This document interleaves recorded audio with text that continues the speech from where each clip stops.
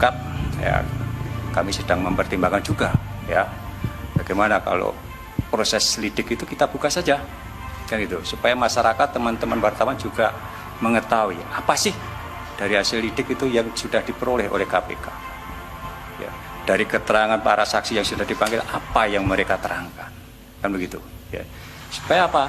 Ya, supaya masyarakat tidak lagi curiga, ya, seolah-olah kami ini mengkriminalisasi seseorang. Ya. Sekali lagi saya selalu sampaikan, KPK tidak pernah menargetkan orang. Bahkan saya sampaikan beberapa kali bahwa KPK belum pernah menyebutkan seseorang itu sebagai tersangka, ya, karena masih dalam proses penyelidikan, kan seperti itu. Apakah deklarasi capres itu akan menghalangi KPK untuk menghentikan atau melanjutkan proses itu? Nah, tentu deklarasi capres ini kan baru tahap awal. Belum tentu juga nanti dicalonkan ketika mulai pendaftaran. Saya pastikan proses penyelidikan akan terus berlanjut, ya, sampai ditemukan suatu titik terang apakah itu perkara pidana atau sebatas pelanggaran administrasi atau mungkin perdata. Nah, ini masih kami lanjutkan dan kami tidak terpengaruh dengan deklarasi yang bersangkutan sebagai capres oleh salah satu parpol.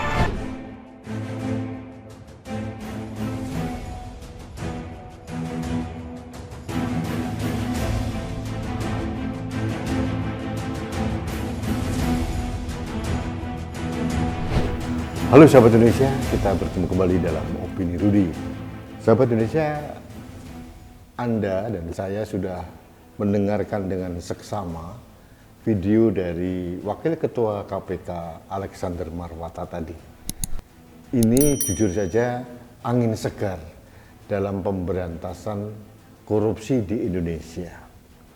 Kita tidak bisa menekan KPK untuk mengkriminalisasi seseorang atau sebaliknya untuk tidak menyidik seseorang. Ini independensi KPK yang harus kita jaga. Dan saya punya keyakinan bahwa apa yang dilakukan oleh KPK ini memang murni dari segi hukum. Tidak ada tendensi politik apapun, tidak ada tendensi tekanan dari manapun. Kalau melihat seperti ini, saya harus mengatakan Anies Baswedan boleh merasa kemeriang, cekot-cekot, dan khawatir. Karena kita tahu penyidik KPK itu sangat handal, jadi kita masih bisa berharap kebenaran akan ditegakkan. Karena korupsi ini tidak pernah bisa kita tolerir. Sekarang di era reformasi sampai detik ini, meskipun kita sudah punya KPK, badan ad hoc khusus untuk pemberantasan korupsi, ternyata maling-maling uang negara itu tidak surut, tidak pernah berkurang, terus bertambah. Ini dilakukan oleh pejabat negara, pejabat publik. Mereka seolah seenak sendiri saja menggunakan anggaran milik rakyat. Ini bukan milik nenek moyangnya loh ya. Jadi kepala daerah tidak bisa seenak udelnya sendiri menggunakan APBD di masing-masing daerah itu. Khususnya di Jakarta. APBD Jakarta adalah APBD terbesar dari 37 provinsi di Indonesia. Terbesar, sekitar 70 sampai 80 triliun per tahun. Jadi tidak bisa seorang gubernur DKI Jakarta seenak udelnya sendiri. Wong kenyataannya kita tidak melihat pembangunan yang jelas seperti apa. Masyarakat di Indonesia ini kan sebetulnya berjalan sendiri, hidup sendiri, tidak tergantung oleh pemerintah. Pemerintah cukup memfasilitasi, memberikan pelayanan kepada publik, kepada masyarakat, khususnya mengurangi banjir, mengurangi kemacetan. Kenyataannya tidak terjadi kok selama ini di Jakarta, selama 5 tahun terakhir di Jakarta. pelayanan di DKI tetap amburadul, sungai-sungai, selokan-selokan semakin kotor karena tidak ada lagi pasukan oranye seperti dulu. Trotoar semakin lebar, jalan semakin sempit, aneh memang. Di negara tropis, khususnya di Jakarta yang panas terik setiap hari, belum ada tradisi kita masyarakat Jakarta itu berjalan kaki di trotoar seperti di luar negeri. Tapi mindset pemerintah daerah yang dipimpin Anies waktu itu justru kebalik. Jalanan yang sudah sempit dipersempit kembali, justru trotoarnya ditambah diperlebar.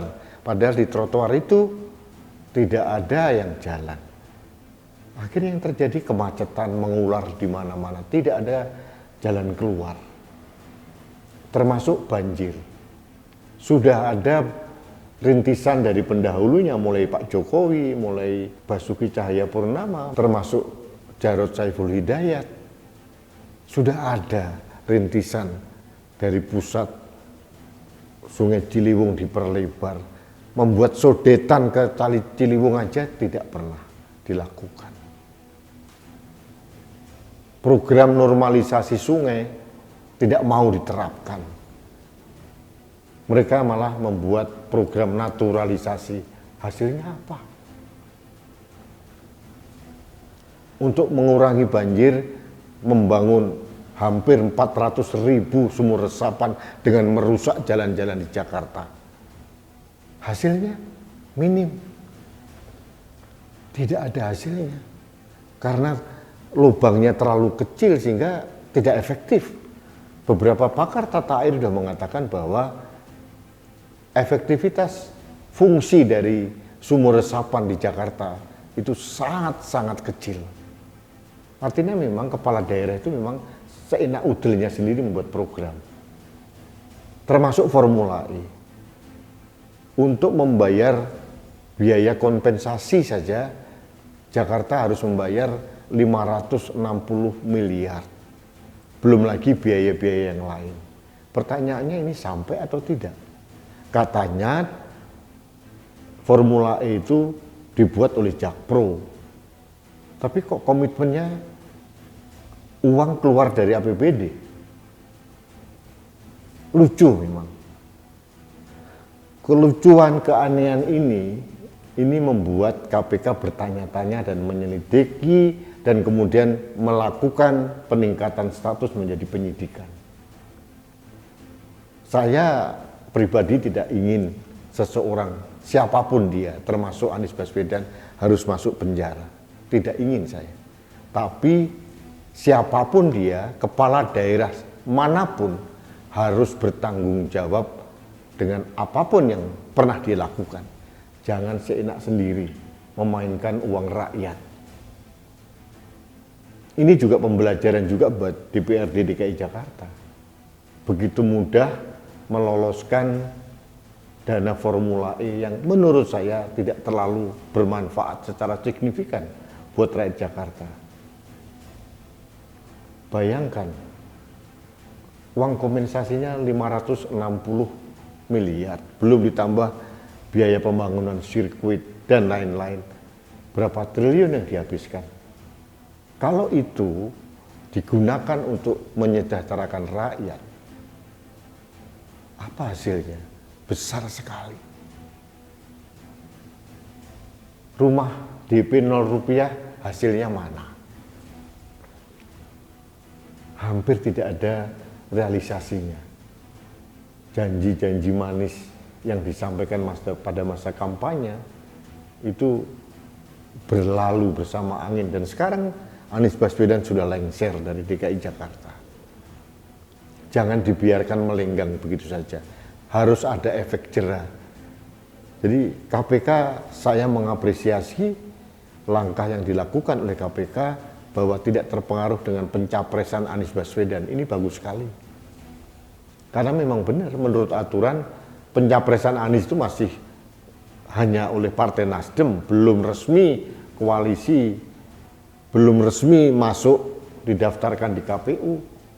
Jadi masih pencapresan ala-ala Partai Nasdem. Jadi kita jangan disesatkan oleh Partai Nasdem atau siapapun bahwa seolah-olah Anies dikunci, tidak bisa diperiksa KPK karena sudah dicapreskan. Salah. Menurut aturan tidak begitu. Jadi sahabat Indonesia, ingin saya sampaikan harapan saya kepada KPK. Jangan pantang menyerah, jangan surut langkah. Seret siapapun dia yang bertanggung jawab dalam kasus Formula E. Harus ada efek jera. Jangan biarkan pejabat pemerintah, pejabat negara, siapapun dia menggunakan dana masyarakat, dana rakyat dengan seenak udelnya sendiri tanpa ada kontrol. Dalam kenyataannya kontrol dari DPRD sangat lemah. Jadi rakyat harus bersuara, dan itulah fungsi dari KPK. Salah satunya adalah memberikan efek jera dan memberantas korupsi. Jadi mudah-mudahan ini adalah sinyal yang baik dari KPK, dan kita menunggu objektivitas penyidikan yang dilakukan KPK. Jadi Anies Baswedan dan kelompoknya boleh kemeriang. Jangan juga langsung menuduh KPK melakukan kriminalisasi, nggak akan ada korelasinya, tidak ada. KPK murni melakukan berdasarkan hukum yang ada, tidak terintervensi dengan masalah politik. Ini ketegasan yang diberikan oleh Alexander Marwata dalam video tadi. Jadi kita tunggu saja sampai sejauh mana perkembangannya. Rakyat berhak tahu, jangan sampai uang pajak kita yang dikumpulkan dalam APBD digunakan seenak sendiri oleh para pejabat kepala daerah. Jangan pernah kebiarkan.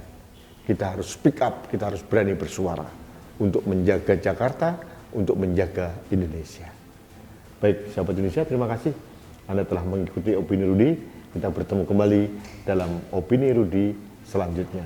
Salam satu Indonesia, salam Pancasila. Saya Rudi Eskamki.